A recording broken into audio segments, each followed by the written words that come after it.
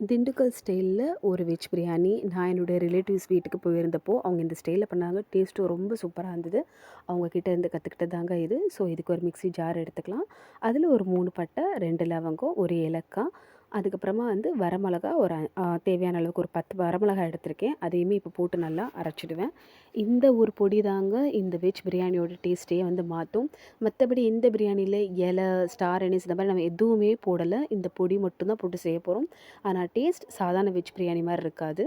இதோட டேஸ்ட் வேறு மாதிரி இருக்கும். இப்போ டபரா எடுத்துக்கலாம். டபரா எடுத்து எண்ணெய் விட்டுக்கலாம். இதில் வந்து நம்ம குக்கர் வந்து போட்டு செய்யலை. இன்றைக்கி டபரால தான் செய்ய போகிறோம். ஸோ ஒரு கைப்பிடி புதினா போட்டு நல்லா பொரிய விட்டுக்கலாம். யூஸ்வலாக முதல்ல வெங்காயம், பட்டை போடுவோம் இல்லையா? இதில் வந்து அந்த மாதிரி இல்லை. முதல்ல புதினா போட்டு நல்லா பொரிய விட்டுக்கிறாங்க. அப்புறமா ஒரு கைப்பிடி வெங்காயம் போட்டுக்கிறாங்க.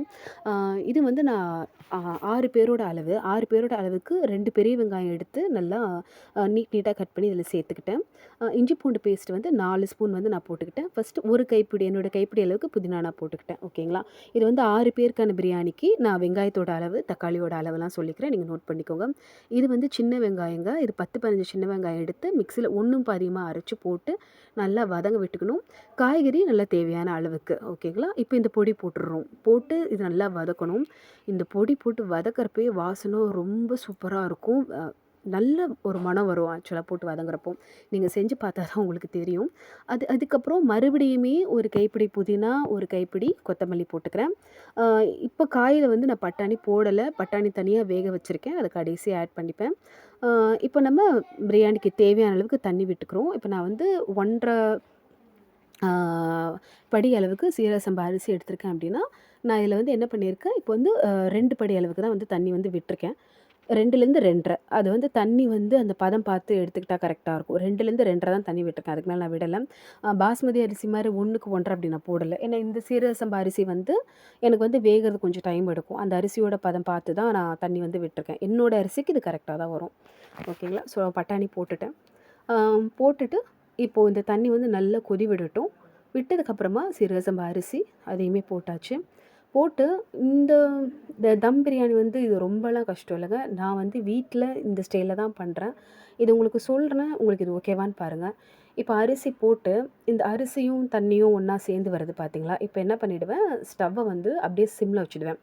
சிம்மில் வச்சு இப்போ எடுத்திருக்கேன். இப்போ பாருங்கள் தண்ணியெல்லாம் ஓரளவுக்கு வற்றிடுச்சு.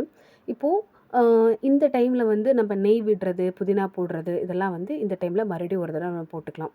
ஓகேங்களா? ஸோ இது வந்து ஒரு ஸ்டைல். இப்போ நான் வந்து மறுபடியும் கொஞ்சம் புதினா போட்டுக்கிறேன். கொஞ்சமாக லெமன் ஜூஸுமே வந்து இதில் விட்டுக்கிறேன்.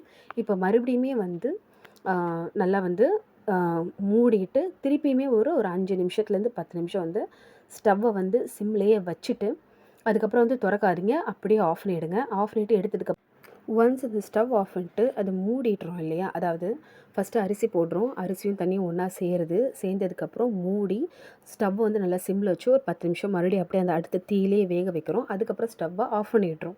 ஆஃப் பண்ணிவிட்டு மூடிட்டு அதை அப்படியே திறக்கவே திறக்காதுங்க. அது அப்படியே இருக்கட்டும் ஒரு 15 to 20 மினிட்ஸ். எடுக்கிறப்போ உங்களுக்கு தேவையான அளவுக்கு நெய்யை வந்து விட்டுட்டு திருப்பியும் மூடிடுங்க. ஓகேங்களா? அது ஒரு 5 மினிட்ஸ் அந்த நெய் செட் ஆகிறதுக்காக. அதுக்கப்புறம் திறந்து நல்லா இப்படி கிளறி விட்டு எடுத்திங்கன்னா அரிசி வந்து உதிரி உதிராக வரும். இதில் என்ன முக்கியமான விஷயம்னா, உங்களோட அரிசியும் அந்த தண்ணியோட பதமும் தெரிஞ்சுக்கணும். அரிசி வந்து சீக்கிரம் குழையுதா, இல்லை லேட்டாக குழையுதா அதெல்லாம் நம்ம பார்த்துக்கிட்டோம் அப்படின்னா, நம்மளால் இந்த தம் வந்து ஈஸியாக போட முடியும். மற்றபடி கடையில் போடுற மாதிரி இந்த கறியெல்லாம் வச்சு போடணும் அப்படின்லாம் ஒன்றும் அவசியம் வந்து கிடையாது. எனக்கு தெரிஞ்ச முறையில் நான் வந்து தம் வந்து எங்கள் வீட்டில் இப்படி தான் ரொம்ப நாளாக வந்து செஞ்சுட்ருக்கேன். உங்களுக்கு நான் ஒழுங்கா தான் கன்வே பண்ணியிருக்கேன்னு நினைக்கிறேன். இன்கேஸ் ப்ராப்பராக கன்வே ஆகலை, இல்லை எதாவது தெளிவாக சொல்லணும், இல்லை வேறு ஏதாவது உங்களுக்கு கேட்கணும் அப்படின்னா தயவுசெய்து கேளுங்க. அவ்வளோதான். இதுதான் திண்டுக்கல் ஸ்டைல் வெஜ் பிரியாணி. இதை வீட்டில் ட்ரை பண்ணி பார்த்துட்டு கமெண்ட் பண்ணுங்கள். இதோட டேஸ்ட் ரொம்பவே டிஃப்ரெண்ட்டாகவும் சூப்பராகவும் இருக்கும். Thank you so much. மறக்காமல் சேனலை சப்ஸ்கிரைப் பண்ணிக்கோங்க, லைக் பண்ணுங்கள், ஷேர் பண்ணுங்கள். இன்கேஸ் உங்களுக்கு இது பிடிக்கல அப்படின்னாலும் ப்ளீஸ் கமெண்ட் பண்ணுங்கள். ஒன்றும் பிரச்சனை இல்லை. Thank you so much.